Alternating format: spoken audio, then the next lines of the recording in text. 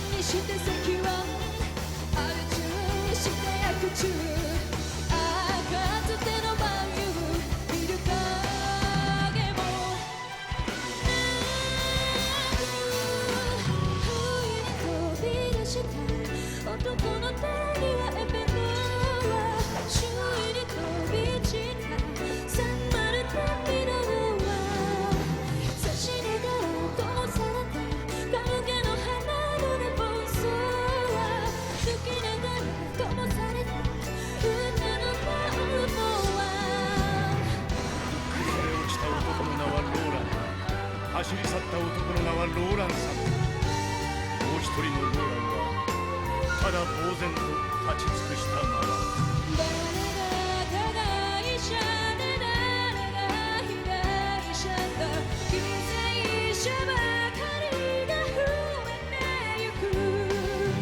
回るよ回る憎しみの風車が踊るよ踊る炎のように、柱の陰には少年の影が扉の中見つめてる。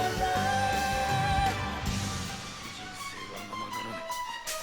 されどこの痛みこそ私が生きた証なのだ。復讐劇の舞台を下ろされ、男は考え始める。残された腕、残された人生、見えざるその意味を。